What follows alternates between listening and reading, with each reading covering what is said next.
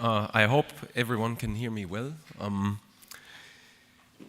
First of all, thanks a lot for inviting me here. I'm very happy. I think this panel or this session on this topic is really important. So I have a bit of an unthankful task here of opening up a topic that I would personally like to speak about for about a week. And maybe then I would have said everything that's important to say. But I'll try to condense it to 15 minutes. And maybe then the others who are following can dive in a bit more deeply. So that said, I need to make this a little bit generic. I will try to make a very broad point. Maybe there's more detail, more questions coming up about some of the points I'm making. If there's anything you would like to discuss any further, if there are doubts you have about what I'm saying, then maybe we can take this on later on. When I was thinking about what message I'm bringing here, I had a really hard time because I think right now there's two sides of transparency that actually on some level we need to think about. And I'll try to put these two different movements, so to say, against one another so we can understand how they relate to one another and also why it is very important to understand that they exist and how we position ourselves to them. So what is transparency? So for me personally, and this is why I'm involved in some of those projects and why I was involved in WikiLeaks and all of these things, to me transparency is the ability to understand. So it's basically, as the word says it makes something transparent in a way that I can see through it.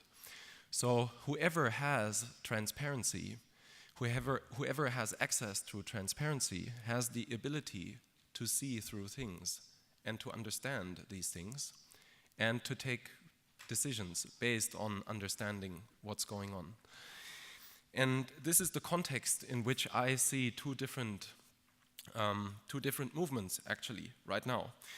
And the one movement, this is probably the movement that you can all understand why I call that transparency, and the one movement that lots of people after me will be speaking about as well. And that is a movement that is brought to us from a bottom-up kind of perspective. It is a movement that is very often carried out of society, that is driven by individuals. And this is a transparency movement that is trying to enable all of you and me and everybody else in this world to actually see through what is going on, to understand the world, to enable all of us to take better decisions because we have a basis for these decisions. And this kind of movement has a lot of different phases. So one of these phases, and I think this is going to be presented here as well, one of these phases is called open government and open data. It is kind of, for me, still a bottom-up movement because it's a few individuals worldwide believing in the fact that we need to open up our governments so that people understand what our governments are doing, that we can hold our governments accountable, that we have access to all the data that our governments are producing with taxpayer money, and that we can, if we have access to that, if we can see through government, that we can then improve, that we can build a world and a system in this world that is more working for the people instead of sometimes maybe against those people. So this is one facet.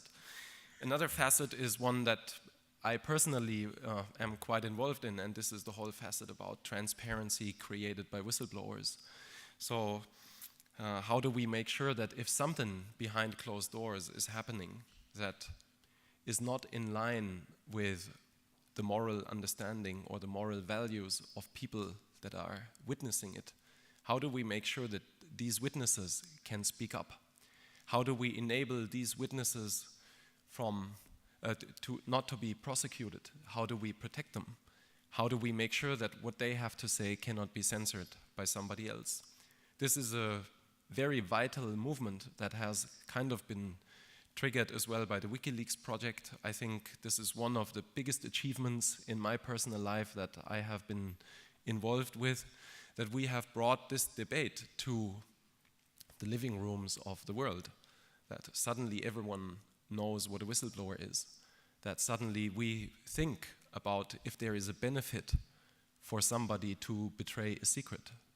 Can this have a positive side? Is there something positive to somebody becoming a trader, if you so want? So this is all based on the fact that I think secret systems tend to corrupt over time because there is no independent oversight.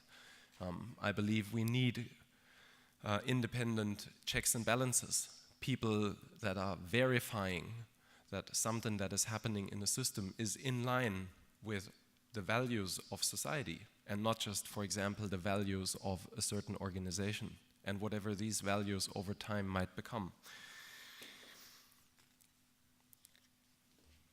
Another part of that might be that we have investigative journalism, that we have a media as checks and balances that is creating transparency about the world. And at some stage, maybe this ends where today I live in a world where on Sunday, if I have an egg for breakfast in Germany, that egg by now can have a face. And I can go online and I can check where exactly my egg came from. And I can kind of verify, because it can be transparent for me, that the chicks producing these eggs are being treated meaningfully and in a way that I can agree to. I can, in the same way, understand where some of the clothes that I'm wearing or buying come from. And this is also some kind of transparency, because all of that enables me as an individual to better understand the world that I'm living in and to understand if what I'm participating in, what I'm consuming, what I'm supporting politically or whatever is actually in line with what I would want to support. So for the first time, we all are getting mechanisms and abilities to understand if we participate in something that we want to support or if there is something that we wouldn't want to support, and we have a choice. And I think this is a really important factor of the world we're approaching, or the world that is developing right now. Another example may be the open source movement or something similar. So we can come up with a lot of examples where I think today we can see that transparency and openness are entering into lots of different areas of our society, and they enable us to better understand the world and to take better decisions. So I think this is not a coincidence. It is not a coincidence that this is happening right now. It is not a coincidence that that these are topics that are coming up, but I think these are actually inherent parts of this digital revolution that we are seeing. Because there's one thing that this digital revolution, for me, is driving on a very fundamental level. And this is basically that we are moving from a world that is really vertically organized, very hierarchical, into a world that is becoming more horizontal. And this goes especially in the way that how information is distributed in this world. So I think I come professionally from a network engineering background, so to me, the internet protocol, for example, is a technical abstraction of a very simple belief in society, if you so want, and that is that in the face of the internet protocol, basically, all men and women are created equal. This is what technically the internet is abstracting in the world. So we have moved into a world where there suddenly is a tool that we can all use that brings us on eye level with one another, that is putting us onto eye level with everybody else, and that is creating a world that is peers among peers, equals among equals, if you so want, where everyone that is connected has a voice and can freely exchange with everybody else, and where for the first time in history, and this is what I think is so crucially important, we can have a worldwide debate of how we want to structure and to organize this world, how we want to live together. And we can have this debate without a censor, without anyone in between that tells us if we are allowed to have an opinion or not, if our opinion is useful or not, if it's valuable or not. But this is for the world to judge. And I think this is the most revolutionary piece of our time. This is what what makes our times today so special, because this is a window of opportunity that we today have to create a world that is globalized, but where globalization doesn't necessarily have to mean that it's still a few people profiting over everybody else, but that there is a dialogue in which everyone can get involved.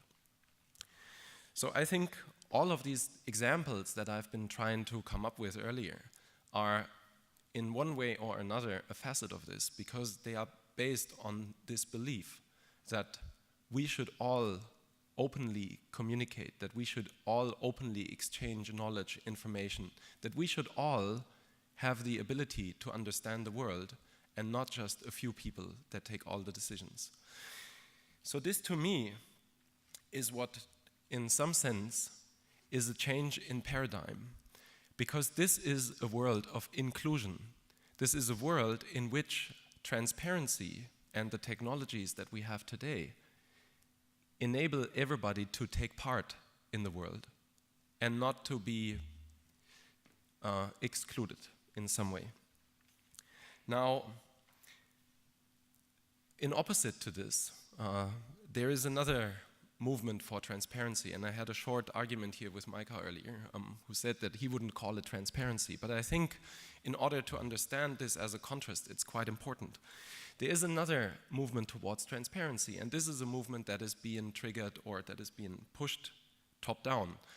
And right now, since Edward Snowden has informed us about some of the stuff that is going on in the surveillance world, we can understand that there is a world or a movement that is trying to make the world very transparent, but not for everybody, just for a very few people, for not a group that is seeking inclusion in this world, but rather for a group that is trying to protect an exclusive kind of paradigm, that is trying to protect a regime in which very few people understand what's going on, and these few people have advantages over everybody else.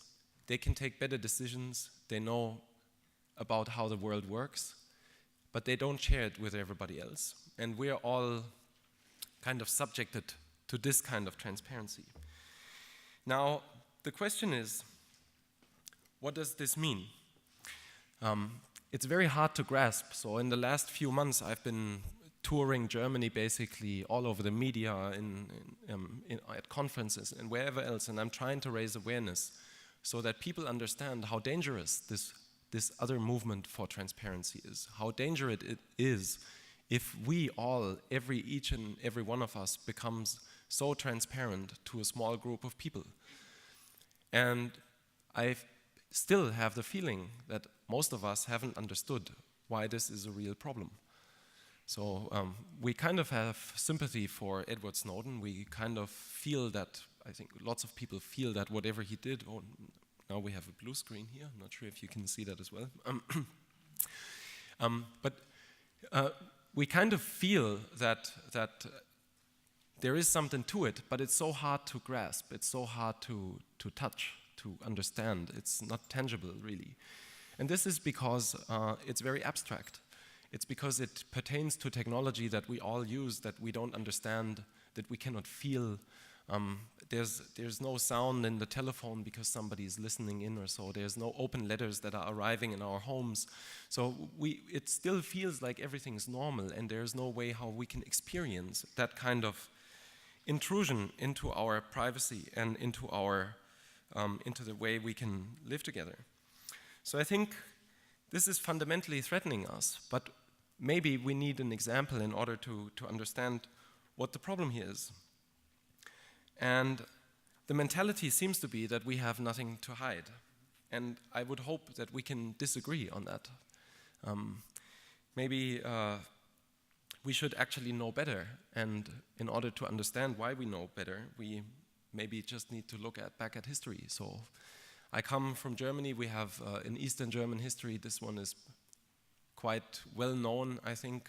We all understand that there was a kind of a surveillance state, and this was not really a free society. But we can even go back further, and maybe Warsaw, at least to me, it feels like this is the right place to address an issue like this. maybe we need to go back about 75 years in history in order to understand that there's something more to privacy than we can see in the first sight. So in Rymarska ulica, which is a street here in Warsaw, about 75 years ago, there was what I think is historically the first private-public partnership project that happened between a government, which was the German government at that time, and a private business, which was IBM and a lot of subsidiaries IBM had around the world at that time. And that private-public partnership was basically the first project working on a big data issue. And this big data issue, this big data project, was a project that was determined to build lists and to select people that were not deemed worthy anymore to live. Now, if we look at how all of that happened, I think this is unfortunately a very little known fact. We can see that none of what happened 75 years ago here and in other countries around Europe could have happened without technology. Unfortunately, this is not something that we learn in school, and this is not something that is a lot of common knowledge. But I can only encourage you to look into this, because there are a lot of really important lessons to learn from there. And the first lesson to learn from there is that no information ever is innocent. So as soon as somebody knows something about you, that information can be used against you. Back then, the simple information was that somebody knew what kind of religion you were practicing in the beginning, and at some stage, when this wasn't enough, people decided to go deeper and understand what kind of racial background you had. And that information, very simply, was given away voluntarily by people because they couldn't think that there was anybody who would ever be able to use that information against them. So they helped create a kind of transparency about the population of Europe that was unprecedented, and no one thought that anything bad could really come out of this. Yet it turned into a complete disaster. It turned into one of the darkest chapters in human history. 75 years later, we're back at a point where everyone's sharing all kinds of information about themselves voluntarily. And we know about the biggest surveillance scandal in the world. We know about databases being built about people again. We know about lists of people that are today not brought to concentration camps, but put on lists for drones to be killed by. And we still believe that that we have nothing to hide, that basically none of all of this private information can really be used against us. And I think this is dangerous. We can also learn from that time that business will do what business does. They will do business, and they will not really ask questions about it. They will deliver, and they will be an instrument that whoever can use, and they will not be really questioning their role in it. So I'm not trying to say that we are facing an imminent threat of some kind, that tomorrow democracy will not exist anymore, that all this information that is out there in the databases of this world will necessarily be used against us. But what I'm trying to bring across is that there's no guarantee. We cannot guarantee that in 5 years' time we still have the same kind of political climate here. The data will still be there. It will always be there, and there's no way how we can get rid of it. And this is now trying to come to an end before I use too much time, where I'm trying to come back to what I said in the beginning about this first kind of transparency movement that we have. The only way how we can ever make sure that our world does not develop in a way that we wouldn't want to see, that we do not let history repeat itself. The only way how we can ensure that is by supporting these other transparency movements, by making sure that no government, no power, no industries and whatever can operate in such secrecy and in such this ambiguity and all of that we cannot see through it. This is the very reason for why we need more transparency, because we need checks and balances in order to make sure that never again in our history any power can secretly develop in a direction that will suddenly start to harm the people of this world. So my pledge here would be that we need to understand that we have, first of all, I come from Germany. The Germans, from where I stand, we have a historical legacy, and from that legacy I derive some kind of a responsibility to be active about these topics. And maybe whoever here is from Poland, maybe you share a similar kind of responsibility because you have been part of that story as well, on a different end, but we share that story.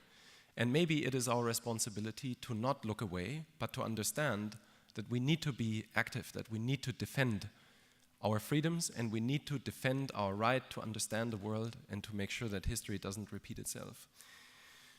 So this is, I think, my pledge for the future of transparency, whatever, or transparency movements, whatever that will be, is that each and every one who is here and who's listening and dealing with this subject understands that this is not really an optional kind of thing.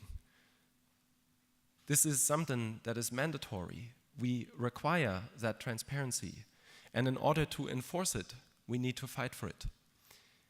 So, to make a long story short, I hope that we hear some more inspiring stories about good transparency movements that help us to build up checks and balances. And I hope that you can all understand that this is a really important thing that you need to support, whatever your role in the world is, in an organization you're involved in or in a government or wherever. You need to support it, and it is kind of the responsibility that we have to not just passively sit by, but to actively do something about it.